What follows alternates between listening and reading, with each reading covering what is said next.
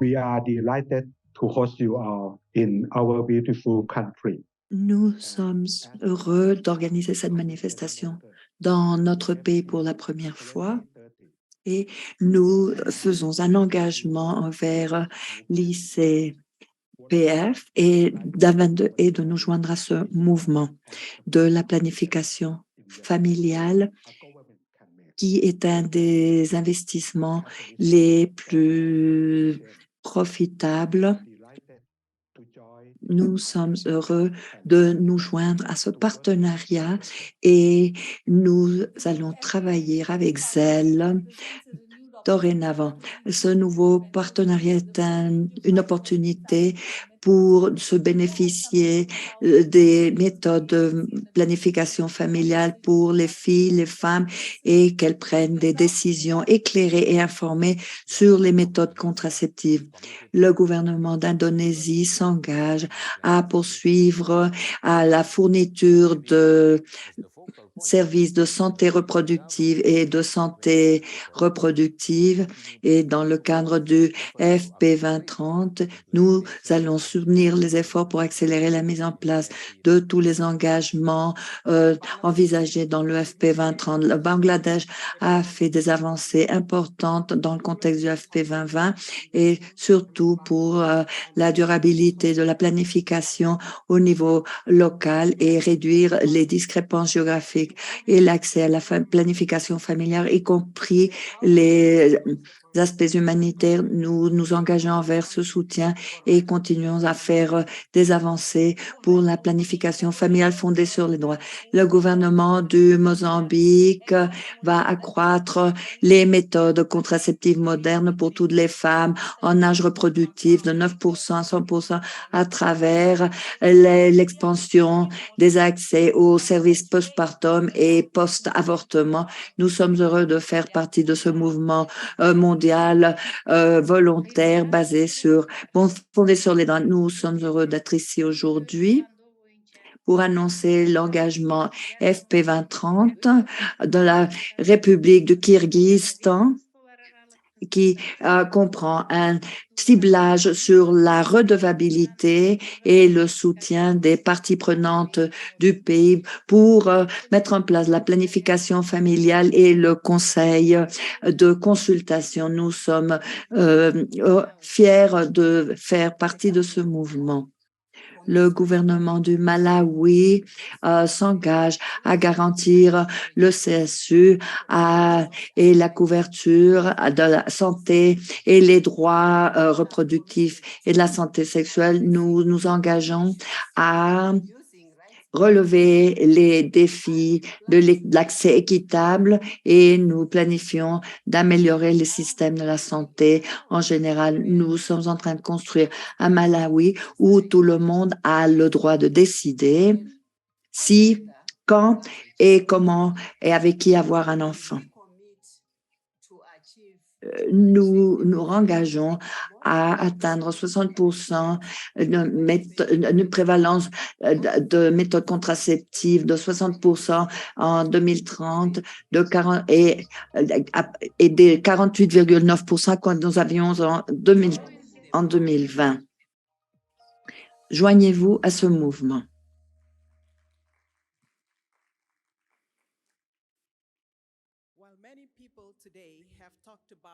Bon, de nombreuses personnes ont parlé de ce qui peut être amélioré, mais je vais prendre quelques minutes pour vous rappeler les avancées réalisées.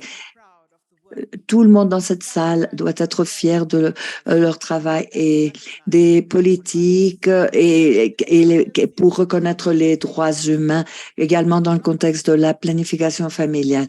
Le nombre d'utilisateurs de la planification familiale s'est accru à 87 millions, plus de personnes qui peuvent prendre des décisions sur leur propre vie, leur éducation et leur niveau de vie. 87 millions de familles qui resteront en toute santé et construiront leur propre futur. Et dans les pays à revenus moyens et faibles, le niveau de contraception s'est accru de 31% à près de 35% dans cette décennie qui vient de passer. Cela représente une de trois femmes qui décident d'utiliser les méthodes contraceptives modernes. Alors, cette croissance est significative dans l'Afrique sous-saharienne, mais d'autres pays ont vu une augmentation. Le mariage de même sexe est accepté dans de nombreux pays. Nous avons de nouvelles normes et nous avons maintenant un monde moins biaisé. La pandémie a menacé les avancées de la planification familiale et les systèmes de santé dans le monde entier. Et nous espérions les pires des résultats et nous espérions d'autres options et technologies, faire que la prise en charge des soins reproductifs soit plus englobant. Et les jeunes qui vont hériter de ce mouvement, Andrea del Rosario, Gabriel Lopez, de 13 ans, et Dolce Itzel Solis Montez, 17 ans, et les deux viennent du Mexique. Et ils sont des éducateurs dans leur communauté pour s'assurer que les jeunes filles ont toute l'information nécessaire pour vivre une vie pleine et déclencher leur potentiel. Et nous sommes heureux de les entendre parler aujourd'hui.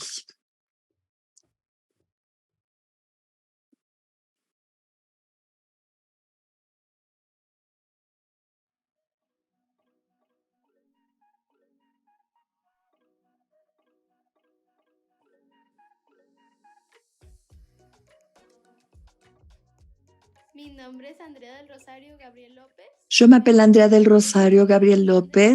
Je proviens de la municipalité d'Autlán de Navarro, Jalisco. J'ai 13 ans. Je m'appelle Dulce Solis Montes. Je viens de Zamora, Michoacán. J'ai 17 ans. Ma maman travaille dans le secteur santé des vecteurs et on lui a dit qu'il y avait un groupe de promoteurs, de jeunes promoteurs. Je lui ai dit que je souhaiterais joindre le groupe. J'ai suivi les cours qui m'apprenaient sur la sexualité, la prévention et ainsi j'ai appris à mes petits camarades toutes les informations sur la sexualité, comment ne pas tomber enceinte et les méthodes contraceptives.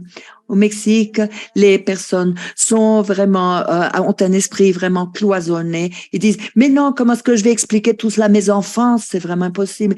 Et ils ont toutes ces barrières dans la tête, ces barrières à apprendre et à enseigner. Et mon expérience en tant que promotrice, on m'a invité depuis que j'avais 11 ans à joindre ce groupe. Alors j'ai eu aucun problème à établir un rapport avec les docteurs pour obtenir des informations solides.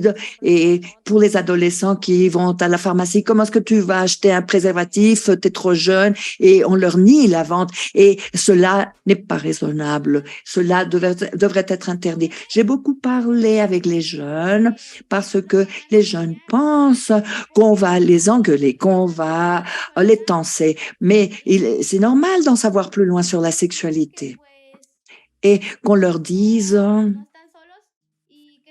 qu'ils ne sont pas tout seuls et qui doivent se rapprocher des centres de santé pour en savoir plus sur la sexualité. Et toutefois, entre les adolescents, il est plus facile qui se parlent entre eux. Et qu'en sais-tu de tout ça? Alors moi, en tant que promotrice, et puisque moi j'ai toute l'information, j'ai des données solides et je peux les référencer avec toute la certainté que leur information ne sera jamais divulguée. La planification familiale est un mouvement. On peut tous construire un monde meilleur ensemble. Et félicitations à nos nouveaux engagés du FP 2030. Voici la liste de tous les pays.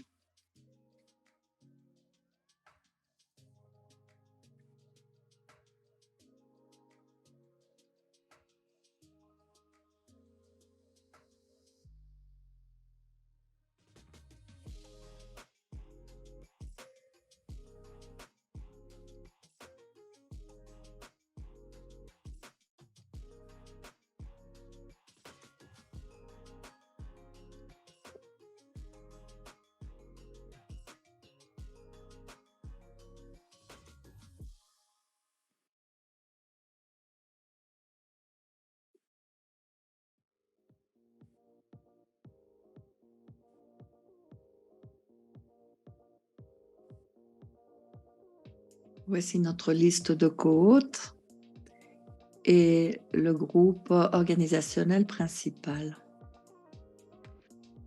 Et voici les sponsors du ICFP.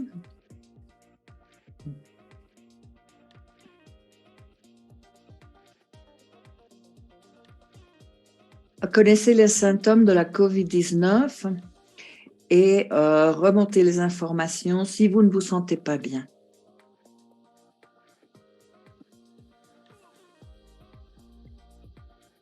Et les masques sont maintenant obligatoires à l'intérieur. Et vérifiez et visitez le scénario en direct de l'ICFP. Évidemment, notre hall d'exposition.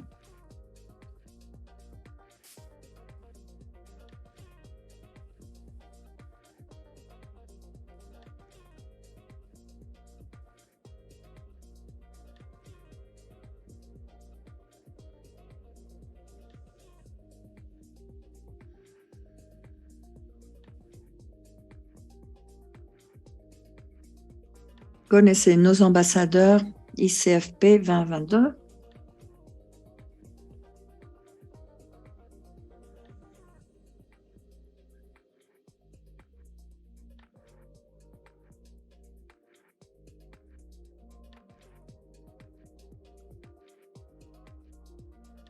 Go Nisha Go, un jeu novateur pour les adolescentes. Les voix qui portent, les histoires de force.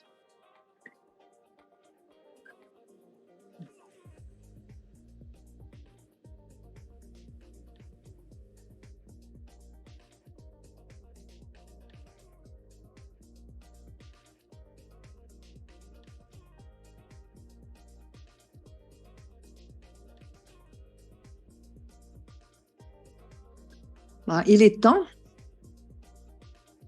et transformer les modes Go pour l'égalité.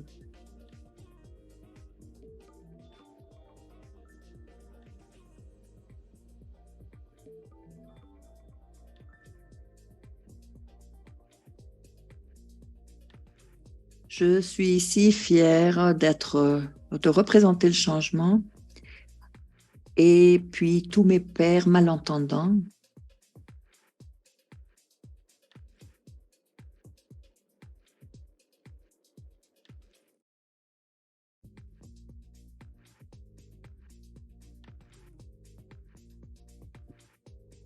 Le symposium du déjeuner Organon, des partenariats publics-privés et le nouvel âge. Symposium, déjeuner Bayer, le pouvoir des partenariats et plénière déjeuner. Premières expériences sexuelles.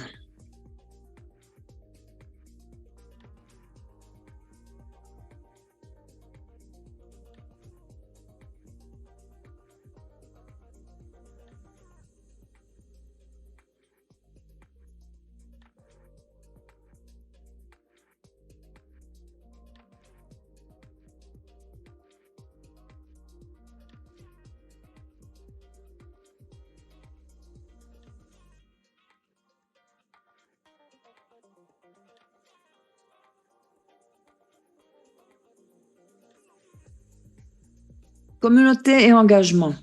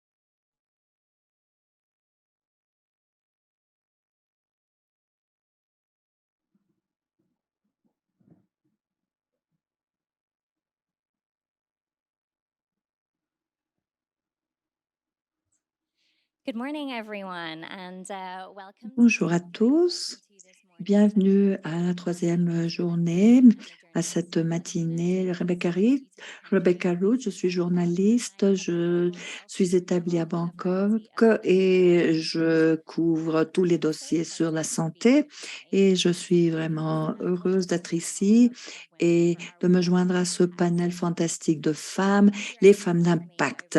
C'est le titre de la session, c'est de journée de travail. Vous avez suivi les avancées en matière de droits sexuels et reproductifs, planification familiale. Alors, où avons-nous des manques en termes de finances, de bienveillance politique, de projets? Alors, maintenant, nous allons parler de motivation, d'inspiration et nous allons suivre ces femmes, suivre leur travail, le travail qui a un impact, qui avance.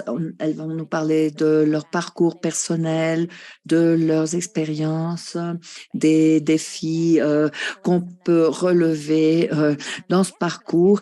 Et bon, quelques conseils. Alors, passons immédiatement. Voici, je présente mes panélistes. À côté de moi, Nathalie Glebova, auteure, entrepreneur et gagnante du titre Miss Univers 2005, l'encourage l'autre pour devenir des forces et des forces formidables. Larai Babid, elle est directrice et fondatrice d'une organisation portée par les femmes Machal. Alors, nous en saurons plus. Elle est également le point focal pour la santé reproductive et les droits et au Conseil du Pakistan. Et elle est un leader dans la planification familiale et elle a promulgué et elle a poussé la première loi dérivant de la planification familiale, Marie, ah voilà, est directrice exécutive de l'unité de coordination de partenariat à Ouagadougou. Alors, vous portez le travail collaboratif auprès des organisations de la société civile, les ministères et d'autres partenaires qui aident à la mise en place des projets. Björn Sankar, qui est secrétaire d'État et ministre des Affaires étrangères en Norvège. Elle était leader conjointe du comité sur la santé et le bien-être à Oslo. Elle a porté plusieurs casquettes auprès des Nations Unies, la mission pour l'Afrique et la Norvège. Et Claire Tonzi, qui est la directeur adjointe pour l'accélération du plaidoyer et transitionne comme associée vice-présidente de la justice de genre et elle se cible sur les droits des femmes, l'égalité entre les sexes, conseillère sur les violences fondées sur les sexes, le VIH, le sida et membre fondateur du collectif en Afrique et le groupe des PPI en Angleterre et elle travaille pour le Fonds global des femmes et elle est présidente alors pour de nombreuses organisations. Alors, merci d'être ici.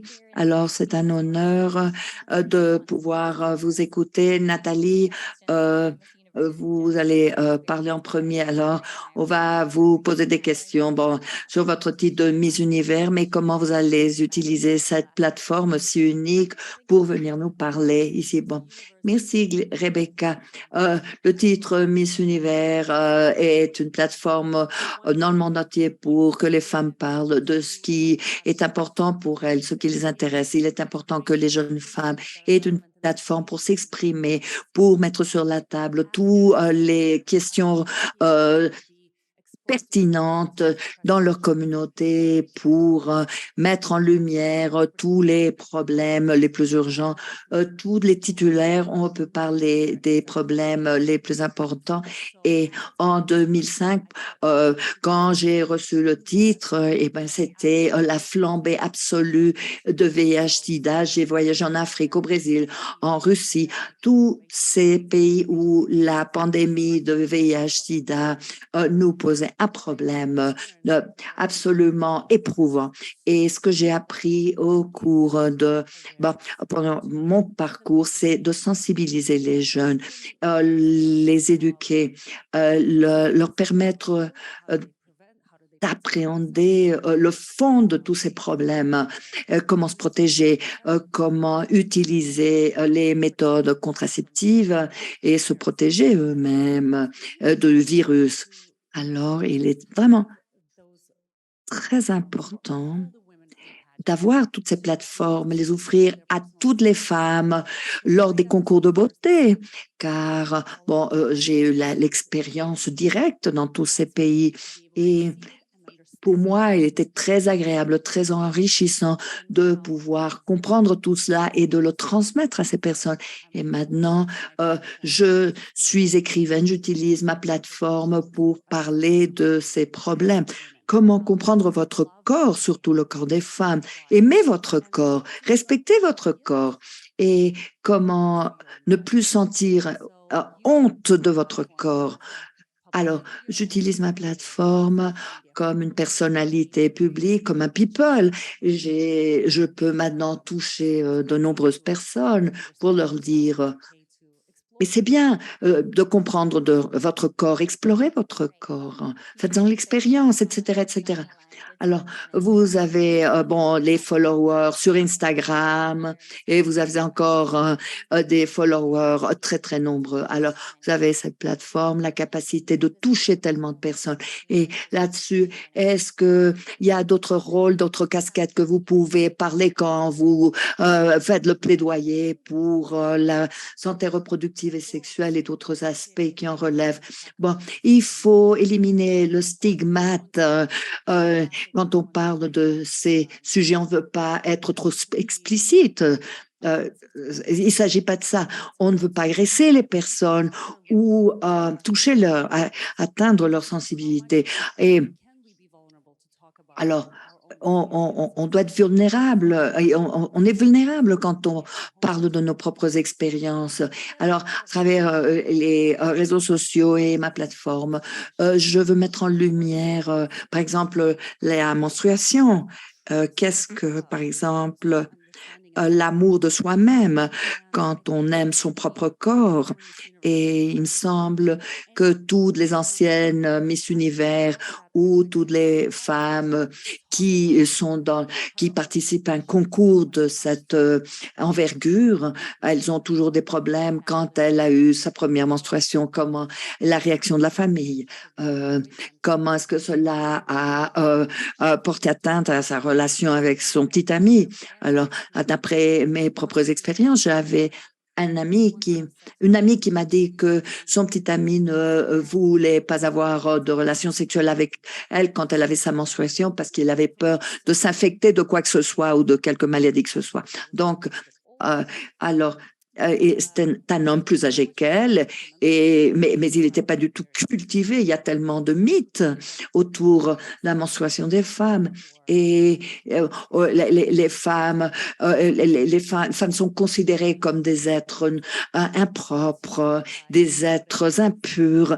Et une fois qu'on se rend compte de ce que c'est que la menstruation, c'est un processus fantastique et on commence à aimer son corps beaucoup plus et on ne ressent plus qu'on n'a pas droit à être aimé, qu'on n'a pas droit à être valorisé. Alors, une fois que j'ai j'ai écrit sur ce scénario dans mon livre. Alors, j'encourage les femmes à me dire, bon, qu'avez-vous ressenti quand vous avez eu vos premières règles? Bon, dans ce contexte de Women of Impact, femmes d'impact, pensez-vous que vous avez un impact en ce moment? Bon, quelqu'un qui est ici entouré de ces femmes si abouties, si merveilleuses, qui vont parler et aborder ces thèmes si importants. Je pense que oui, on peut avoir un impact, encourager les autres pour qu'ils se comprennent mieux eux-mêmes et cesser de sentir honte de soi-même. Bien sûr, absolument. À L'Arabe, passons à vous. Bon, Comme Nathalie l'a dit, vous êtes une femme très accomplie, vous avez une organisation, vous avez une nouvelle app. Quelles sont les retombées que vous avez repérées? Merci pour cette présentation si adorable. Bon, en 2014, j'ai trouvé une société où l'indépendance des femmes est restreinte aux quatre murs de sa maison, de son foyer. Et après avoir fondé Machal, j'ai reçu un appel téléphonique de mon amie. C'est une amie très proche. Elle m'a dit, Laraïb, pouvez-vous me connecter à un gynécologue? J'ai envie d'en savoir plus sur les méthodes contraceptives. Pourquoi? Parce qu'elle était cultivée, parce qu'elle avait déjà 2 enfants. Alors, ma première question, parce que c'était mon amie, je lui ai dit, pourquoi tu n'es pas allée à l'hôpital et pourquoi tu n'avais pas d'informations puisque tu as déjà 2 enfants? Bon, elle m'a dit, bon, si vous demandez sur les méthodes contraceptives quand vous êtes marié, vous serez tenu comme une personne non voulue, une personne. Alors, je ne me souvenais plus du nombre de services auxquels elle pouvait accourir. Alors, bon, je lui ai demandé pourquoi ne pas googler l'information. Elle m'a dit, bon, elle est très essaimée, je ne sais pas. Alors, d'après ses réponses, j'ai commencé à réfléchir là-dessus. J'ai commencé à faire mes recherches et je me suis rendu compte qu'il n'y avait aucune plateforme au Pakistan où elle pouvait faire des recherches sur les contraceptifs, les services, les utilisateurs, les produits, tous les services qu'englobe. Alors, c'est comme ça que Machal a, a, a repris de l'élan. Alors, cela a eu un impact inimaginable. Alors, j'ai développé une app, j'ai refermé la brèche. Alors, les services sont non payants, l'information est disponible, bilingue en anglais et en autre langue, et également pour les personnes qui ne peuvent ni lire ni écrire et les malvoyants. Alors, aussi interactive, aussi conviviale que possible. Et j'ai ajouté la boutique où vous pouvez acheter les produits contraceptifs. Alors, si votre ami a des problèmes et veut en savoir plus sur tous les services liés à la santé sexuelle et reproductive, alors c'était bien avant la pandémie. Alors, je leur ai dit combien d'interventions sont importantes. Alors, ils ont dit oui, peut-être pas. Mais bon, de toute façon, cela a été très important. Les femmes elle me laissait des mots sur ma boîte de correspondance. Elle me disait, pourriez-vous me dire si l'avortement est possible? J'avais si peur qu'elle n'appelait même pas les services. Et pour tout ce service, SDSR. Donc, cette interaction communautaire est importante pour moi. Alors, l'impact au niveau communautaire, parce que j'ai rêvé de 10 000 hommes et femmes au Pakistan, parce que les hommes doivent être impliqués également. Et avec la communauté, j'ai interagi, je leur ai offert des services, des instruments. Là, le département du bien-être de la population a commencé le débat. Quel serait l'impact? Et quand j'ai été parler et j'ai fait des consultations. Alors, à partir de l'application mobile, l'impact a dépassé la communauté, bien au-delà des politiques, et on commençait à se présenter dans les forums, car les personnes peuvent également et le mois dernier, les organisations l'ont saisi sur leur portail d'apprentissage.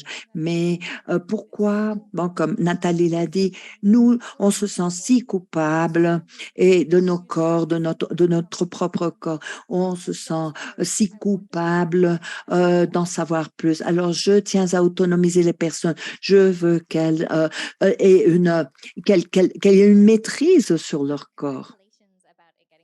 Et félicitations. Et bien sûr, je vais faire d'autres enquêtes et on va voir quelle est la possibilité de mise à l'échelle de l'application. quand on a reconnu l'application, nous, on doit voir si l'application nous représente un impact, de bonnes statistiques, et cela, le département d'État a analysé les résultats, si on peut la recommander, et après le processus d'analyse, ils ont ajouté l'application.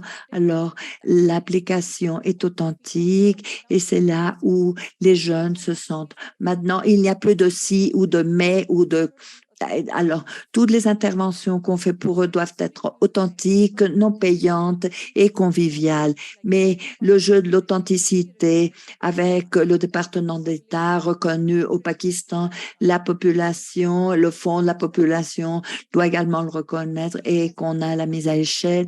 Et en tant qu'organisation portée par les jeunes, nous avons toujours des budgets limités, restreints, mais cela est durable. Une fois que l'app est déjà là, l'appli est déjà là, on peut toujours continuer. Il faut attirer plus de personnes à bord. Alors donc, on a plus de capacité évolutive. Alors, vous sentez que vous avez plus d'impact? Oui, oui, car pour moi, le plus important, c'est si une seule personne change sa mentalité après avoir obtenu toute l'information, pour moi, ce sera une situation gagnant-gagnant. Et les femmes, si elles me laissent un mot sur ma boîte de correspondance, alors par exemple, si je peux donner un conseil à ma femme qui est déjà, à ma copine qui est déjà mariée, alors ma vie a tourné comme je ne le voulais pas. Alors, j'ai toujours ces messages, j'ai gardé ces messages. Alors, ils sont très chers et pour moi, cela a un impact sans doute. Marie, à vous. Et le partenariat a une énorme présence ici, le hall de l'exposition. Vous pouvez parler sur les plateaux, mais pour les personnes, les nouveaux arrivants, que pouvez-vous leur dire? Bon, le partenariat a commencé en 2011. Et l'objectif était de repositionner la planification familiale dans l'Afrique francophone. Et c'est une région où on a les pires indicateurs en termes de santé maternelle, infantile et l'utilisation de contraceptifs pratiquement inexistantes et la planification familiale réduit la mortalité de 30%. Un groupe de donateurs et ces pays de l'Afrique occidentale francophone pour repositionner la planification familiale et accélérer les avancées qui ont commencé à émerger. Nous en sommes fiers. On a quand même eu des histoires à succès. Grâce à ce plateau, nous avons atteint de nombreuses femmes. Le grand objectif est d'attirer plus de femmes utilisatrices des méthodes contraceptives modernes. Alors, l'objectif était 1 million après 2,2 millions. C'est ça l'objectif. On a voulu dépasser ce nombre. On voulait atteindre 4 millions et pour 2030, 6,5 millions d'utilisatrices et d'utilisatrices des méthodes modernes de contraception. Et votre propre expérience, comment avez-vous... Comment êtes-vous tombé sur ces démarches? Je suis née au Sénégal. Après, je suis partie aux États-Unis. Après, bon, ce qui m'intéressait, c'était le développement international. Et c'est là que j'ai su que bon, j'avais une passion pour mon travail, le développement international, ça qui m'intéressait. Et puis, j'ai posé ma candidature pour les services internationaux et pour gérer toutes ces questions et pouvoir voyager. Parce que quand vous naissez quelque part, vous vous élevez quelque part et puis vous partez ailleurs et vous retournez dans votre pays d'origine, je ne dirais pas que c'était traumatique, mais c'est une raison de plus pour me dire c'est justement le créneau où je veux travailler pour avoir un impact sur les femmes. Alors, bon, voici ma propre expérience. J'ai travaillé avec le partenariat à Ouagadougou. Alors, bon, nous pourrons en parler après, mais cela m'a beaucoup aidé à occuper ce poste. Bon, Maintenant, quand vous parlez de partenariat, la jeunesse est au cœur de cette conférence. Vous êtes un défenseur des jeunes et comment s'assurer qu'ils soient assis autour de la table lors de la prise de décision. Bon, les parties prenantes, les partenariats, on a le groupe de donateurs ou de partenaires les ressources, on décolonise ces partenaires et les processus ils travaillent avec le gouvernement, mais un des grands partenaires, c'est la société civile qui s'implique depuis l'établissement de ce partenariat. Et le processus n'a pas évolué aussi aussi organiquement qu'on l'aurait voulu. Alors, nous avons commencé en 2015-2016 pour faire résonner la voix des jeunes, les séparer de la société civile, les rassembler, mais on voulait s'assurer que les jeunes ne soient pas dépassés par la société civile. Alors, nous avons mis en place une stratégie qui vise les jeunes spécifiquement, pas seulement pour les jeunes en tant qu'agents de changement, car on les considère comme les bénéficiaires. Alors, on leur dit accourir au centre de santé, mais il ne s'agit pas seulement de cela. C'est leur influence sur les politiques, leur donner les ressources pour s'asseoir autour de la table et tenir des conversations, faire des échanges avec les concepteurs politiques, exprimer leurs propres perspectives, désagréger les données sur les jeunes, leur utilisation des méthodes contraceptives, leur accès aux services de la santé sexuelle et reproductive. Alors, les commentaires qu'on écoute des jeunes de 2017-2018, leurs commentaires, c'est qu'ils sentaient qu'on les utilisait en termes de messages pour qu'ils participent aux conférences et qui soient des plaidoyeurs et qui rentrent chez eux et ils n'entendent plus parler de ces organisations. Alors, c'est un modèle dont on veut s'écarter pour de bon et maintenant avoir qu'ils aillent à toutes ces conférences, qu'ils participent et qu'ils suivent des formations et pour ne pas les perdre, certains d'entre eux, on les a aidés à commencer à travailler dans des restaurants parce qu'évidemment, ils avaient besoin d'un salaire, il fallait qu'ils gagnent, qu'ils aient un revenu. Alors, il ne s'agit pas seulement de les recruter pour leur temps parce qu'on les consulte fréquemment en tant que bénévoles. Alors, ils reçoivent un revenu symbolique, voici de l'argent pour les transports en commun, etc. Mais on aimerait leur offrir un salaire pour que ce soit leur moyen de subsistance et donc avoir une nouvelle génération de leaders et on va s'occuper des droits des femmes et de l'égalité entre les sexes. Alors, cette inclusion symbolique et ravi d'entendre que votre organisation est en train d'établir des partenariats pour parvenir à ces objectifs. Pensez-vous que vous avez un impact? Oh oui, bien sûr. Ça dépend des jours. Il y a des jours où on se sent absolument éberlué partout de la démocratie, etc. Mais à chaque fois qu'on me demande, quand je parle avec les personnes qui travaillent sur le terrain, c'est très différent que quand on parle aux personnes à l'extérieur de nos cercles et quand on fait ces voyages sur le terrain dans les zones urbaines, les zones rurales, où nous avons des filles de 16-17 ans qui portent déjà un enfant, un autre sur le dos et qui est déjà enceinte. Elle est vraiment dépassée quand elle va à la visite à la clinique et savoir qu'on peut avoir un impact sur la famille de cette jeune fille et la communauté finalement, car si elle peut commencer à établir des intervaux rationnels entre chaque grossesse, elle aura une opportunité économique. Alors, c'est quelque chose que je tiens à transmettre car j'ai eu tellement de chance, l'énorme privilège d'avoir une éducation. Mon père, surtout pour ses filles, mon frère savait qu'il n'aurait aucun problème.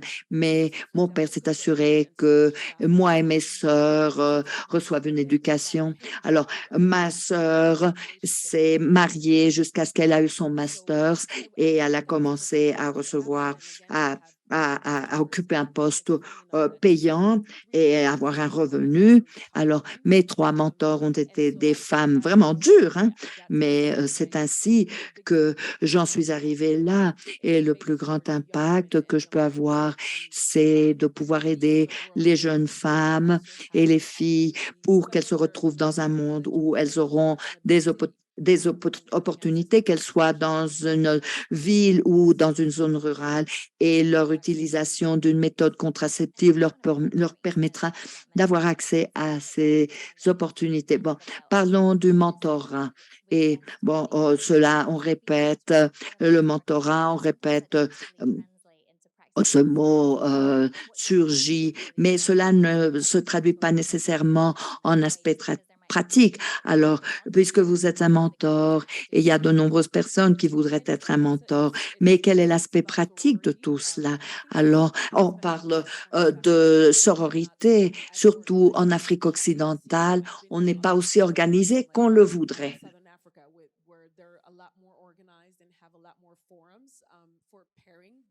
En Afrique subsaharienne, on est largement plus organisé et il y a davantage d'opportunités pour établir des liens entre ou avec des mentors. Donc, il faut nous assurer de donner des conseils aux jeunes de notre bureau. Et par exemple, on a déjà entendu des intervenantes qui ont des menteurs lors de cette conférence. Donc, il faut travailler pas seulement sur le développement des compétences professionnelles, mais également personnelles. Par exemple, le leadership. À chaque fois que j'ai l'opportunité d'être la mentor d'une jeune femme et je leur aide à développer des compétences personnelles, de leadership, de l'art de parler en public, de communiquer ses idées, etc. Et parce que le leadership, c'est une compétence assez vaste et c'est là où je me focalise.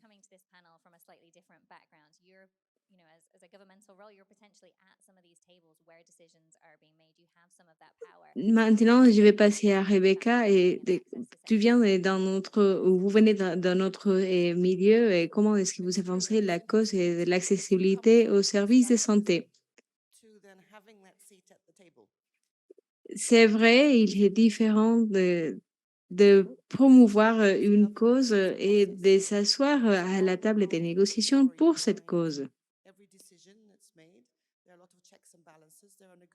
Derrière toutes les décisions qui sont prises dans notre gouvernement, et il y a des négociations et parfois des négociations assez dures pour avancer la cause des femmes. J'ai atteint le poste où je suis maintenant et parce que j'avais déjà un parcours qui promouvait les droits des femmes et donc j'ai collaboré avec d'autres voix dans le gouvernement pour nous assurer que la Norvège reste un phare pour les droits des femmes et nous les faisons à travers la participation des plateaux, des plateformes comme celle-ci et nous nous engageons dans plusieurs initiatives nationales. On participe beaucoup dans les événements de l'ONU et nous sommes assez où nous nous exprimons beaucoup contre les mouvements anti-droit parce qu'il y a énormément de forces qui travaillent contre l'égalité entre les sexes. L'une des différences que mon pays peut faire, c'est d'être un contre-pouvoir aux forces qui cherchent à nous enlever nos droits.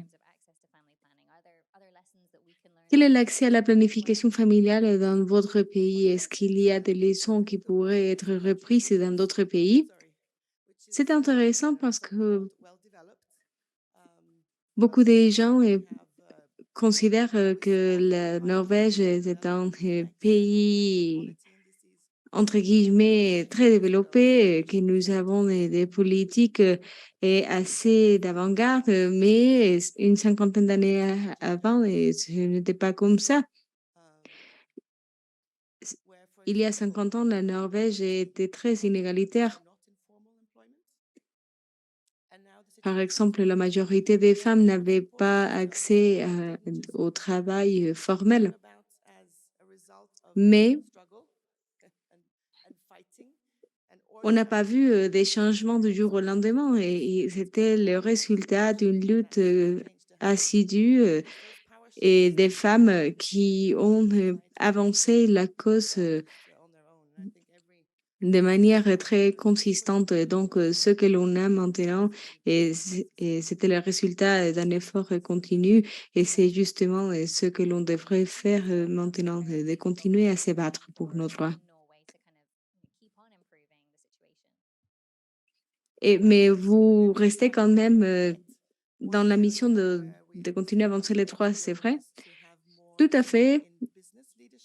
On n'a pas achevé les objectifs comme on les voudrait. Par exemple, même si nous avons une représentativité élevée des femmes, par exemple, nous avons les 50% des femmes dans des postes publics, mais cette situation n'est pas là ou est différente dans le domaine privé. Mais est-ce que vous pensez que vous avez un impact? Oui, mais j'appartiens à une équipe.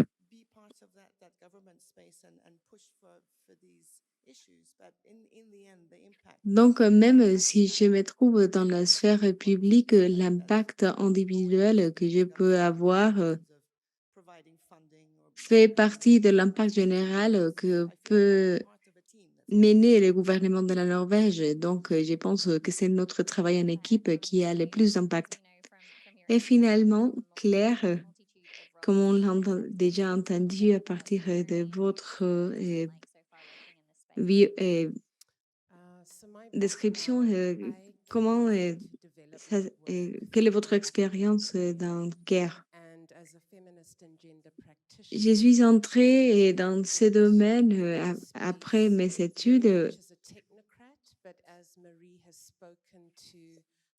et le début de ma carrière était en tant que technocrate, mais j'étais soutenue par des femmes remarquables qui m'ont ouvert des portes dans le milieu professionnel et social. Donc, j'ai travaillé dans autant dans des bidons en Afrique que dans de grands projets dans le sud global et en Afrique. Mais pour y arriver, j'ai dû passer par plusieurs niveaux. Et mon parcours a été terminé par mon appartenance et ma fierté dans le féminisme.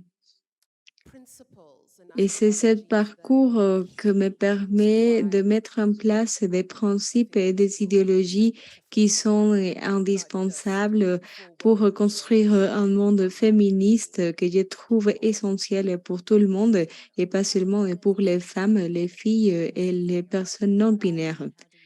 Quels ont été les défis que vous avez affrontés dans votre parcours?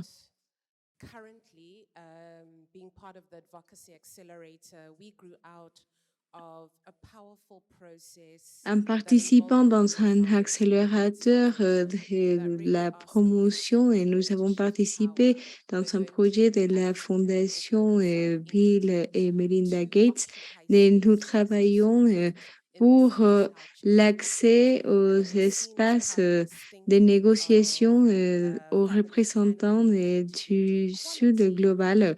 Et nous pensons qu'il est indispensable de promouvoir la planification familiale afin d'arriver aux objectifs d'égalité entre les sexes, mais également pour avoir des stratégies plus intégrales pour le bien-être général. Dans ce contexte, la reconnaissance du féminisme est très compliquée et dans les Sud ainsi que la consolidation des organisations pour arriver au niveau de stabilité que les organisations dans le Nord. Et il, dans mon travail, je dirais que les difficultés commencent par la justification constante de notre compétence et de notre formation et en tant que membre des organisations du Sud. Et ensuite, la difficulté de déclencher les changements depuis une perspective d'intersectionnalité. Donc, on se pose des questions sur l'intersectionnalité et l'avancement de l'intersectionnalité comme la pièce fondatrice des stratégies plus larges. Donc, voilà quelques difficultés. Encore une autre à voir avec le plaidoyer et l'impact politique. Nous travaillons avec des organisations de base, des minorités, pour adresser les problèmes de l'inégalité entre les organisations internationales et les non gouvernementales. On travaille sur l'inclusion également. Donc, nous sommes à l'avant-garde d'une vision et d'une mission pour le développement du plaidoyer des bases. Mais ceci implique les changements d'une structure verticale et avec une mentalité coloniale et capitaliste, d'où nous devons également traiter des sujets à voir avec l'inégalité et l'inégalité dans l'accès des droits de l'homme et de la femme.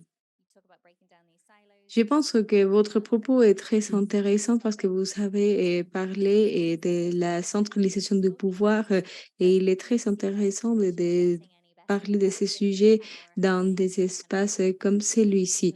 Est-ce que vous pensez qu'il y a un changement dans le transfert des pouvoirs? Je dirais oui et non.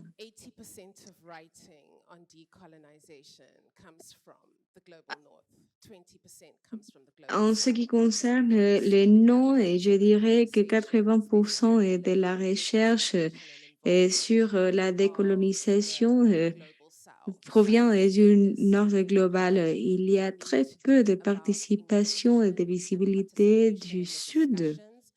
Donc, nous devons favoriser l'inclusion et la participation et il faut toujours aller plus loin. Nous avons organisé une conférence sur les transferts des pouvoirs et là, on se disait qu'il ne fallait pas trancher entre le Nord global et le Sud global, mais de réfléchir un peu plus sur les causes du mouvement anti-droit parce qu'il y a bien entendu des forces qui sont contre, mais il faut se poser des questions sur les moyens de les affronter. Donc, quel est le système qui permet à ces forces de se perpétuer? Donc, il faut établir des liens entre le Nord et le Sud. Dans le Sud, normalement, on travaille sur nos liens ou nos contacts avec des agences de développement international et on espère que ça sera le seul moyen d'échanger ou de faire bouger tout un système. Donc, il faut e- examiner les mesures spécifiques qu'il faut changer dans le système pour le faire évoluer. Donc, nous devons faire un travail plus détaillé parce que l'exclusion et la dynamique du pouvoir que nous pouvons de faire s'effondre sur les liens de pouvoir. Donc, nous devons travailler ou développer un programme à ce sujet et le travail avec les organisations de base est indispensable. Est-ce que vous pensez que vous faites un impact? Franchement, et quand j'ai vu les titres de la session, je me suis dit, bah, une femme d'impact. En entendant ces merveilleuses expériences, je pense que oui. Je pense que oui, grâce à mon parcours professionnel ainsi que en vue de ou à la lumière de mon engagement avec des organisations africaines et féministes. Je pense que le mouvement pour les changements et l'accès aux droits des femmes africaines doit être organisé depuis l'Afrique et pas depuis des bureaux dans le nord global. Et nous devons continuer à travailler dans l'intersectionnalité.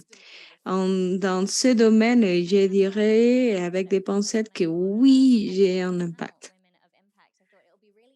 Justement, je me suis posé la question sur votre impact perçu, parce que parfois on se dit oui, j'ai un impact, etc. Mais il y a très peu de femmes qui ont la force et la sécurité et de dire oui, nous avons un impact et c'est celui-ci. Donc, je tiens à vous dire que je considère que vous toutes, vous êtes des femmes d'impact.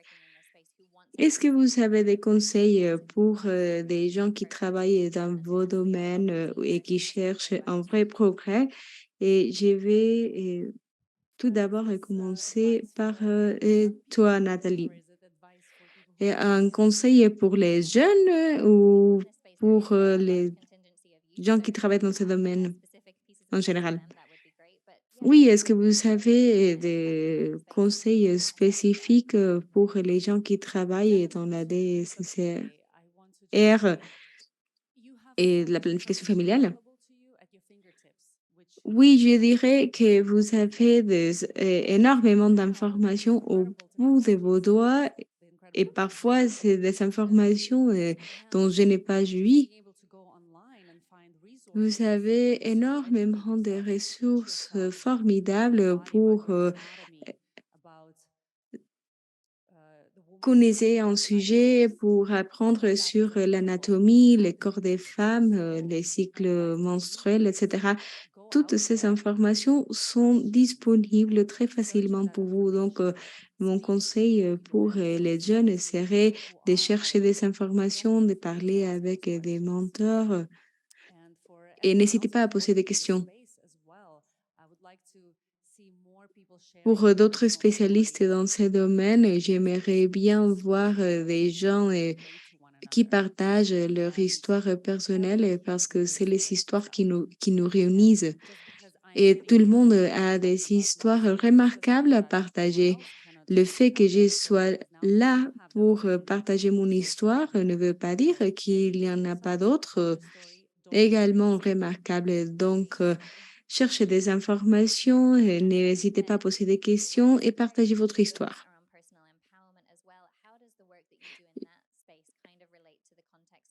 Comment est-ce que votre travail en tant qu'écrivaine est lié à votre expérience en tant votre expérience actuelle? Mon travail à présent est de promouvoir l'amour pour soi et l'amour de soi ne consiste pas seulement dans l'amour pour son physique, mais pour son esprit et sa vie spirituelle. Donc, Et l'amour propre est fondé sur trois piliers qui comprennent la conscience de soi, la compréhension de soi, la compréhension de votre propre corps. Il y a un moment, on disait que il y avait une femme qui travaillait pour moi qui ne comprenait pas pourquoi est-ce qu'elle avait de règles. Elle pensait qu'il s'agissait d'un processus corporel sale. Et elle était très influencée par sa culture et sa famille. Et dans ce contexte, les femmes doivent rester hors de la maison ou en dehors de la maison lors de leur première période et personne, surtout les hommes, ne peuvent pas les toucher. Quand je lui ai dit, est-ce que vous comprenez ce qui se passe dans votre corps quand vous avez vos règles? Et elle m'a dit, non, et je ne sais pas d'où vient ma règle. Donc, après lui avoir expliqué ces règles, elle était elle se sentait tellement en contrôle de soi et elle comprenait, où elle a compris à ce moment d'où venaient ses enfants et elle a mieux compris son corps. Donc, c'est justement cet effet que je cherche dans mes livres et dans mes histoires, mes blogs. Je vise à aider les femmes à comprendre leur ou à saisir leur beauté et leur pouvoir et le pouvoir de l'amour-propre. And Lareb, I want to come to you and ask specifically your advice for young women because you've achieved so much at such a young age. And I know not Et everybody will, some people la will Raïb, say, je voudrais vous poser une question toujours sur les conseils. Donc, qu'est-ce que vous conseillerez aux jeunes qui veulent créer leur propre organisation? Bon, je viens dans les milieux marginalisés, mais quand j'ai commencé mon travail, je voulais prendre en photo les gens que j'ai rencontrés et qui me représentaient dehors. Mais j'étais très fortement touchée lorsque la situation a changé et une femme m'a posé exactement la même question et je me suis rendu compte qu'il y a énormément de femmes qui sont toujours assez limitées par la stigmatisation.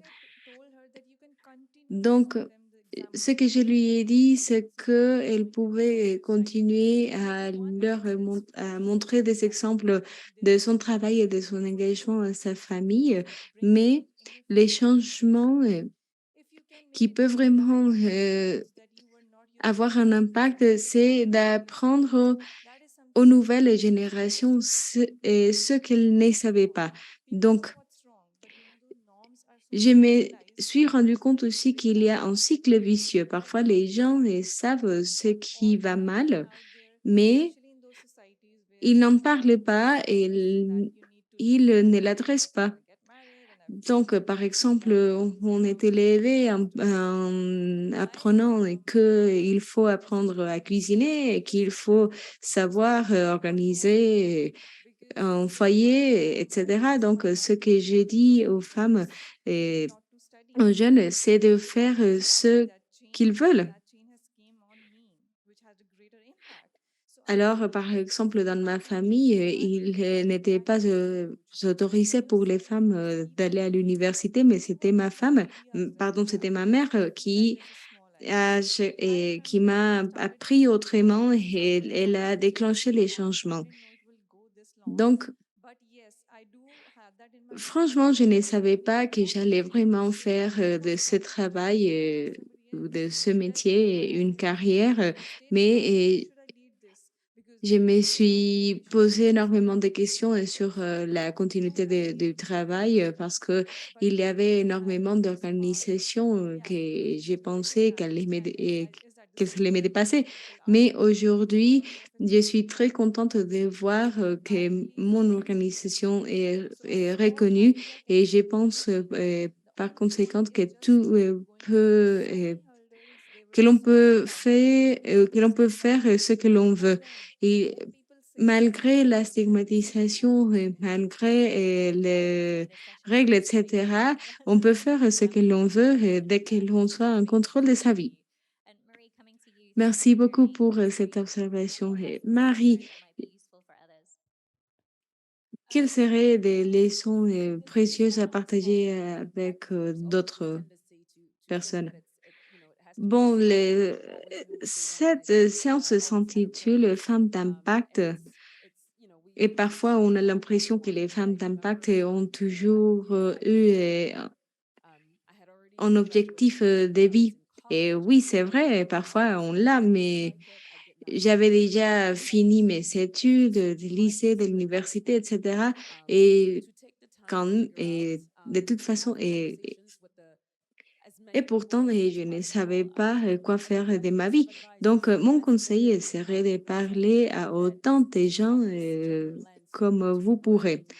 Pour les femmes, concrètement, je voudrais leur aider à dépasser l'idée que les femmes ont une opportunité seulement dans les DSSR, dans le féminisme, dans l'égalité entre les sexes, etc. Mais vous pouvez rentrer dans tous les domaines mm, qui existent. La perspective d'égalité entre les genres peut aider une communauté à plusieurs niveaux et dans plusieurs domaines et nous pouvons avoir une vision fondée sur l'égalité entre les sexes et peu importe où. Donc, mon conseil serait d'être de promotrice de l'égalité, mais ça prend du temps et donc réfléchissez-y et trouvez un milieu où vos idées auront un impact. Et, et Björk, je sais que vous avez un parcours assez divers. Comment est-ce que vous avez repris vos expériences dans vos expériences qui ont suivi? Merci beaucoup. J'ai tombé sur ce domaine par hasard.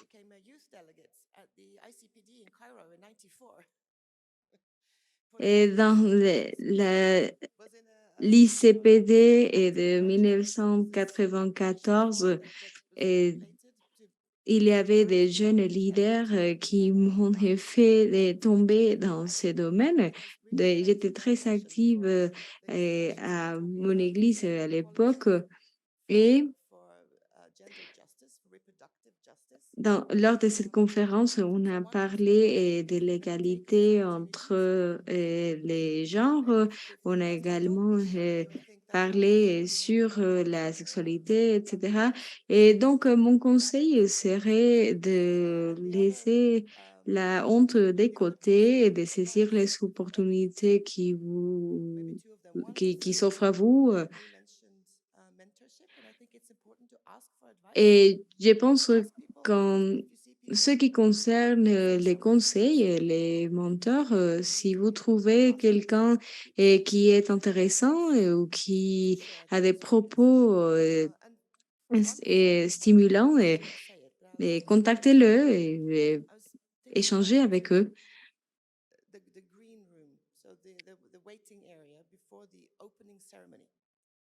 Par ailleurs, j'ai pensé lors de la conférence et de la cérémonie d'ouverture et dans la salle d'attente qui était verte et cela m'a fait penser qu'il y avait des gens extrêmement accomplis, mais parfois Personne d'entre nous avait un plan stratégique à 5 ans, mais on avait une passion, on avait une mission, on avait des objectifs. Donc, ceci, c'est les opportunités qui s'offrent à vous. Si vous trouvez une opportunité ici ou là, ceci, c'est là. Et parce qu'autrement, je ne pense pas qu'il y a beaucoup de gens qui soient capables de dire, ah oui, j'ai un plan détaillé pour ma vie d'ici 5 ans. Donc, soyez flexibles. Je pense que euh, c'est un conseil assez pertinent et donc il est très pertinent de recommander aux jeunes d'être flexibles. Pour revenir à ce que Marie a dit, à partir de votre expérience, est-ce que vous avez des conseils pour maintenir votre engagement et pour arriver à une position comme la vôtre?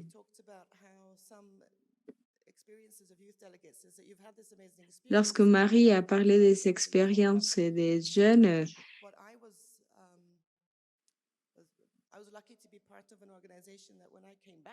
je voudrais dire que j'étais chanceuse de pouvoir partager mes idées tant dans mon pays comme à l'extérieur. Donc,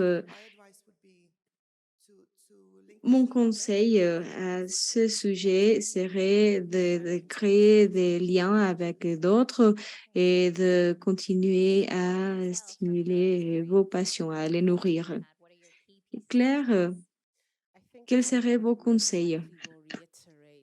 Il me semble que je vais réitérer les points qui ont été mis en lumière. Le pouvoir, le privilège, si vous êtes ici, si vous êtes en virtuel, si vous avez accès au Wi-Fi, à un téléphone, alors c'est un privilège. Alors, il faut réfléchir là-dessus, le pouvoir en aval et en amont. Et bon, l'espace, le développement dans le cadre humanitaire. Et il s'agit de créer des espaces pour autrui. Le rôle que je porte, je suis toujours consciente du travail réalisé sur le terrain. Alors, en hiérarchie, je ne sais pas ce qui se passe. Alors, je reconnais le travail réalisé par ceux qui sont invisibles, car il y a tellement d'acteurs invisibles et de parties prenantes dans ce domaine et qui ne sont pas reconnus. Alors, il faut toujours être très modeste et comme l'a bien dit Marie. Et mon deuxième point, la démographie ne veut pas dire qu'on soit progressif, il faut toujours apprendre, il faut toujours réfléchir. On opère dans un entourage où bon, il est plus facile de travailler à travers les démographies, mais quand plus de jeunes progressistes on a, plus de jeunes conservateurs on a, alors ceci est important. Il faut vraiment penser en dehors de nos propres limites et les narratives que nous apportent les personnes, encourager les personnes à se rappeler qu'il s'agit de décisions. Nous sommes des personnes libres, alors les personnes doivent avoir leur propre vie, non, pas une vie comme la nôtre. Alors ceux qui sachent exactement ce qu'ils veulent pour leur vie et qui est le meilleur pour eux. Et deuxièmement, nous devons être disruptifs. Et dans mon domaine de travail, il y a des jeunes qui me disent, bon, j'ai mon bureau, je porte mon bureau dans mon sac à dos, alors on n'a pas besoin de bureau, évidemment, on a des financements, mais il y a des jeunes qui disent, je vais le faire différemment et il faut leur permettre de le faire. Et cette méthode doit être soutenue et ne pas être écrasée, ne pas être... Alors, il faut suivez vos sentiments, suivez votre raison, finalement la solidarité, les actions. Alors, il y a tellement à faire pour soutenir ceux qui sont invisibles et le dernier mille sera pour ceux qui sont laissés de côté, qui sont laissés pour compte. Nous avons tenu une session avec les personnels soignants qui essayaient de me convaincre que pour eux, c'était bien de ne pas offrir des services pour les personnes trans. Et ça me dépasse. Alors, et on parle du mouvement anti-droit. On n'utilise pas ces termes car eux, ils défendent leurs propres droits. Alors, il faut utiliser toutes les stratégies et les mettre en place et qu'elles soient efficaces. Alors, parce que nous devons préserver un espace. Alors, la solidarité, la compréhension des problèmes, alors avoir un lien intersectionnel à tout ce qu'on doit et l'étendre et bien en dehors de notre petit du carré où on travaille, du petit espace où on travaille. Merci.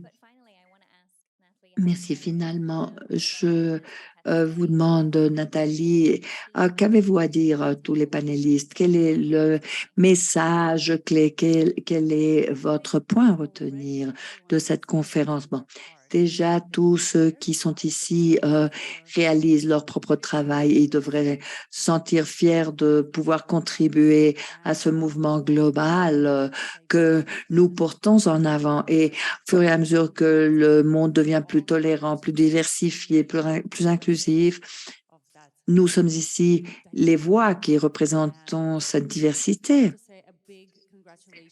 Et bon, félicitations à tous les participants qui remplissent leur part. Merci pour votre travail.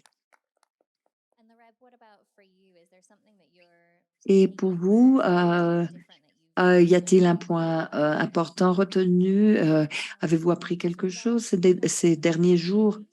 Oui, bon, ça a été une expérience formidable. Je suis venue ici pour la session d'instructeurs, des instructeurs. J'ai beaucoup appris, même au cours de l'entraînement et le panel des copanélistes, le travail en réseautage, la salle d'exposition, c'est quelque chose que je vais reprendre avec moi et quand j'ai participé à au ICFP en 2018 et il y avait quelque chose que j'avais toujours en tête.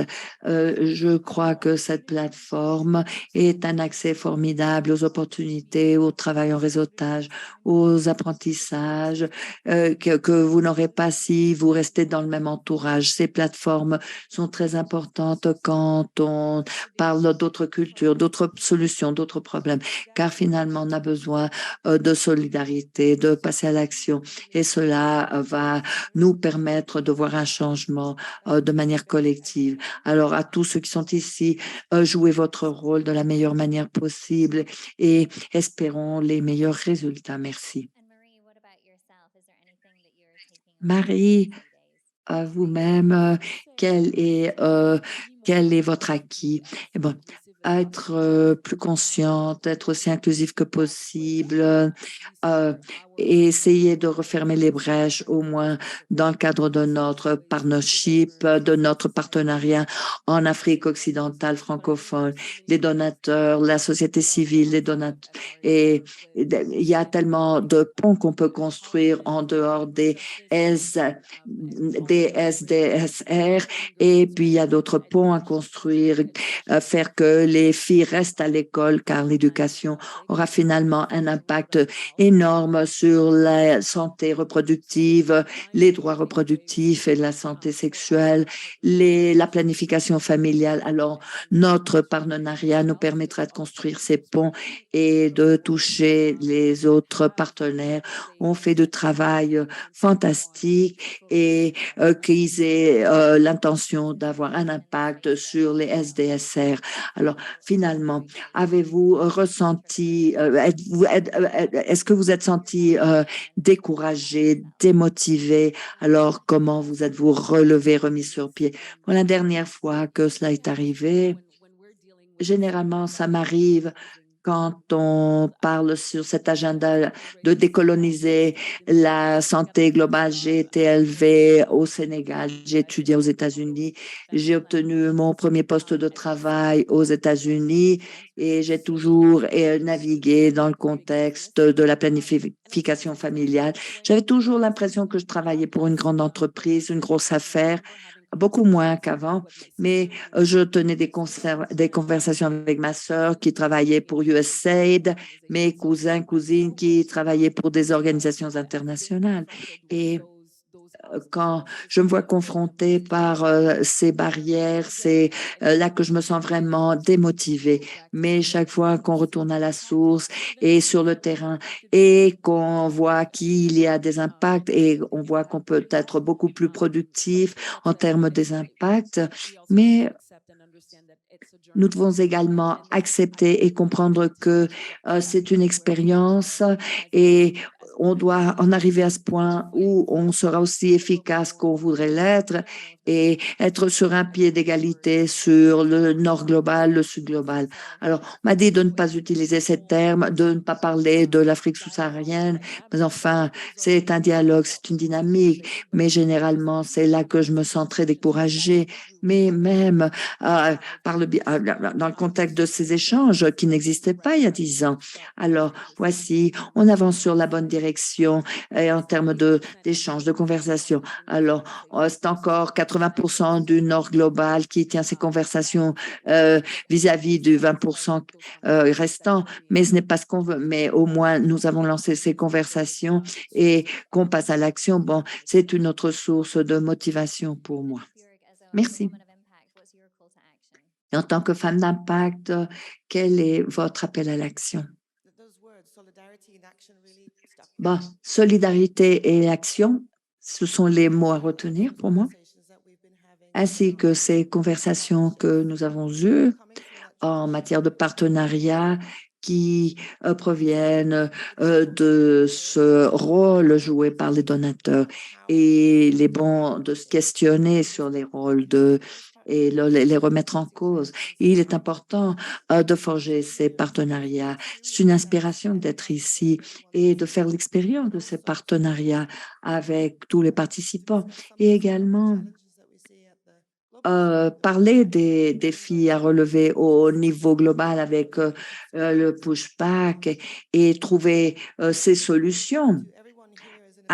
Alors, tout le monde a une position de pouvoir. Alors, vous avez parlé de modestie et ça, c'est important également. On doit toujours se rappeler que les communautés, il faut établir un partenariat avec elles et chercher la justice, continuer à se poser des questions, à tout remettre en cause. Pourquoi sommes-nous ici? Eh bien, pour soutenir ces mouvements. Et c'est ça qui aura un impact véritable au niveau de la communauté. Alors, quand la situation devient difficile, la situation peut toujours devenir difficile, mais un défi pourra nous motiver parce qu'on est en colère.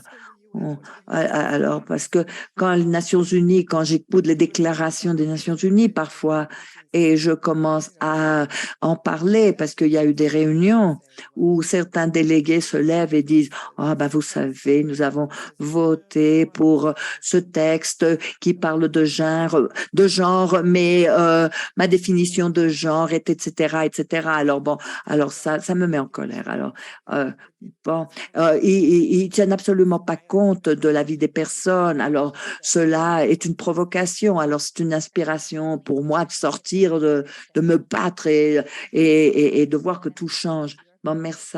Finalement, Claire, en tant que femme d'impact, quel est votre point à retenir? Bon, pour moi, mon point à retenir va durer longtemps. Je me suis beaucoup plu de cette conférence et ce sont de grands efforts pour changer la narrative d'inclusion, la diversité formidable, les décisions sont fantastiques. Alors, il y a beaucoup et il y a beaucoup de fil à retordre ici. Donc, tout cela m'a beaucoup inspiré et je sais que la majorité n'est pas ici car on a dû payer $650 pour participer en plus du billet d'avion pour venir en Thaïlande. Hein. Donc, on ne peut pas travailler dans le contexte des SDRSR sans parler d'égalité entre les sexes. Alors, nous avons beaucoup de travail à faire et on retient les réalités qui sont liées. Alors, mon appel à l'action, c'est que nous devons investir dans les stratégies et les approches qui poussent en avant l'égalité entre les sexes avec les SDSR, bien sûr, parce que ça, c'est vraiment la clé de tous nos agissements. Alors, les organisations de femmes qui font du travail absolument sans précédent quand on parle de SDSR, de planification familiale, d'égalité, elles sont pas là nécessairement, mais il y a quelque chose de différent dans cette idéologie qu'il faut arranger. Il faut se rassembler car le monde a besoin de solutions urgentes. Alors, votre point à retenir, bon, c'est exactement ma réaction à ce panel. Merci à toutes d'avoir pris le temps d'être ici, de partager vos expériences. Merci de votre générosité. Merci d'avoir suivi ces échanges. Bonne continuation à tous.